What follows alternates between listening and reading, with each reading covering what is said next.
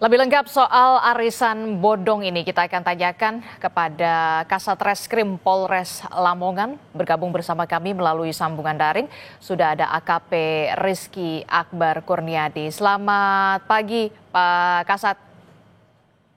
Selamat pagi, Mbak.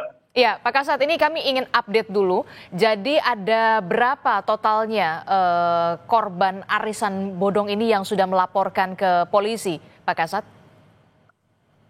Jadi perkara ini dilaporkan di Polres Lamongan pada hari Minggu siang, tanggal 3 Agustus 2025 kemarin. Jadi total korban saat ini yang kami data ada 144 orang dengan berbagai macam jenis pekerjaan. Ada yang dokter, ada yang guru, ada juga TKI, ibu rumah tangga, dan lain-lainnya dengan total kerugian mencapai 20 miliar rupiah. Oke, jadi totalnya ada 144 orang korban yang kemudian menjadi korban arisan bodong ini dari berbagai macam profesi. Nah, pola penipuan yang dilakukan oleh pelaku ini sebenarnya seperti apa? Sampai kemudian tergiur dan total kerugiannya bahkan mencapai 20 miliar rupiah, Pak Kasat.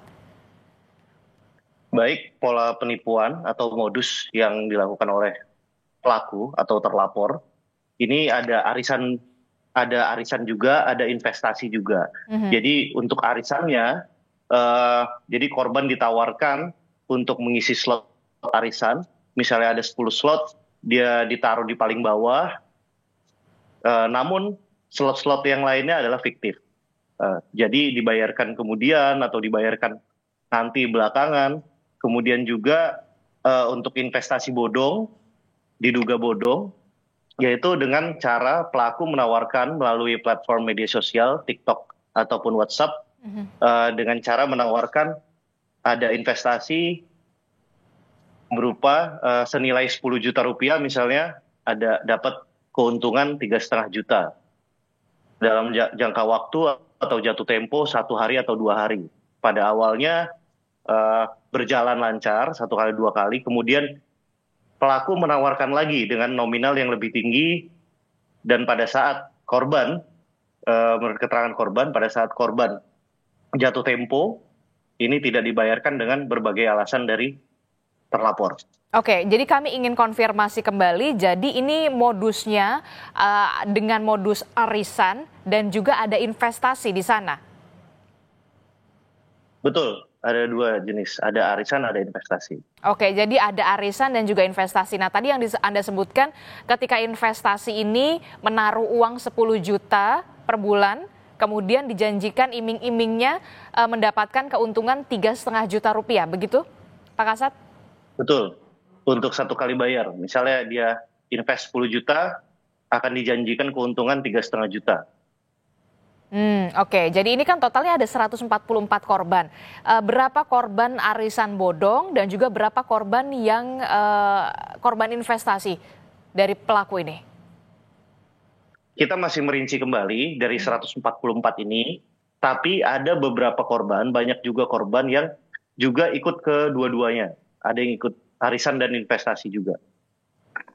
Oke, jadi ada yang ikut arisan, ada juga yang ikut investasi begitu ya.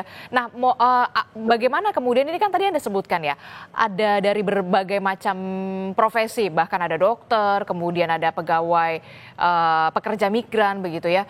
Nah, bagaimana mereka ini bisa menawarkan keuntungan atau iming-iming arisan dan juga investasi kepada para korbannya begitu sampai begitu banyak sekali 144 korban, Pak Kasat?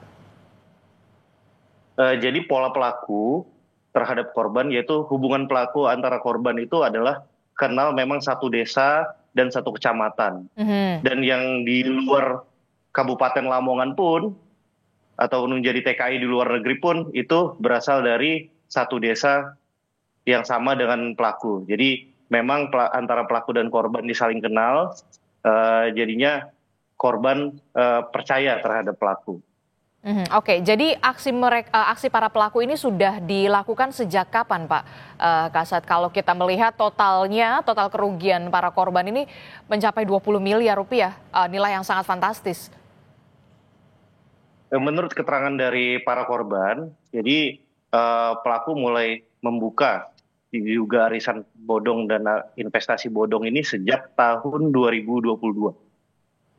Oke, jadi aksinya ini sudah dilakukan sejak tahun 2022. Jadi total terduga pelakunya ini ada berapa, Pak Kasat? Dan sejauh ini bagaimana pengejaran terhadap para pelaku ini? Kabarnya masih hilang ya, tidak ada kabar. Korban juga tidak bisa menghubungi para pelaku. Untuk total pelaku sampai saat ini satu orang Mhm. dengan inisial E. eh, Tentunya kita baru terima laporan kemarin hari Minggu. Saat ini kita masih melakukan serangkaian penyelidikan, menggali fakta-fakta. Baru ada 5 orang yang kami mintai keterangan. Hari ini juga kami akan terus running untuk melakukan pemeriksaan. Jadi kemanapun nantinya pelaku diinfokan lari atau gimana, kami tentunya punya teknis dan taktis yang tentunya kami bisa lakukan. Oke, jadi pelakunya berinisial E ini bekerja sendiri atau kemudian ada dugaan keterlibatan pelaku lainnya? Karena perekrutannya nggak main-main, ada lebih dari 140 korban kalau dari pendalaman di kepolisian. Sementara dari fakta-fakta penyelidikan pun masih satu, tentunya ini akan kami dalami, kami gali-gali apakah ada keterlibatan pihak lain atau sebuah komplotan, kami akan terus dalami. Oke, saya ingin tanya Pak Kasat, setiap korban, satu orang korban, ini biasanya merugi berapa juta Pak? Bisa sampai 10 juta lebih atau 20 juta setiap korbannya? Setiap korban ada yang 25 sampai 50 juta, paling banyak 50 juta. Oke, jadi kerugian yang dialami oleh setiap korban ini masing-masing bervariasi mulai dari 25 juta sampai bahkan ada yang 50 juta begitu ya? Betul. Aha. Sejauh ini sudah berapa orang saksi Pak Kasat yang diperiksa dan siapa saja mereka yang diperiksa? Sudah sejauh ini 2 hari ini baru 5 saksi yang kita mintai keterangan. Tentunya hari ini terjadwal ada beberapa orang lagi yang kami akan lakukan pemeriksaan, kami jemput bola karena ini atensi publik, kita harus selesaikan cepat untuk menjawab keresahan masyarakat. Dan untuk inisial korban kami nanti infokan kembali. Oke, ini kan kerugiannya 20 miliar rupiah. Apakah polisi juga bekerja sama dengan otoritas terkait dengan aliran dana dan juga pemblokiran rekening pelaku yang berinisial E ini? Sejauh ini seperti apa, Pak Kasat?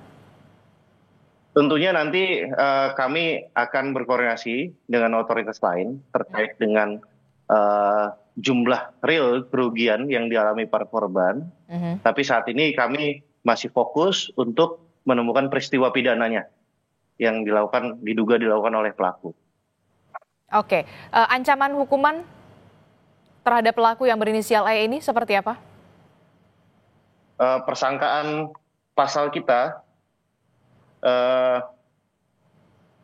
yaitu 372, 378 dengan ancaman hukuman paling lama 4 tahun. Oke, jadi pelaku E ini terancam hukuman 4 tahun penjara. Terakhir, Pak Kasat, apakah polisi sudah mengetahui keberadaan pelaku berinisial E ini berada di mana sampai saat ini? Sejauh ini kami masih melakukan serangkaian penyelidikan, Mbak. Oke, kita akan pelaku kami terus pantau. Tapi tentunya kami prosedural, kami masih gali fakta-fakta untuk menemukan peristiwa pidana. Nantinya keberadaan pelaku terus kami pantau. Oke, sampai saat ini itu artinya pelaku berinisial E masih terus dikejar polisi terkait dengan ratusan orang yang tertipu arisan dan juga investasi dengan total kerugian 20 miliar rupiah. Dan ada sekitar 144 korban yang sudah melapor. Terima kasih informasinya Pak Kasat Reskrim Polres Lamongan AKP Rizky Akbar Kurniadi telah bergabung bersama kami. Sehat selalu, selamat bertugas kembali Pak. Amin.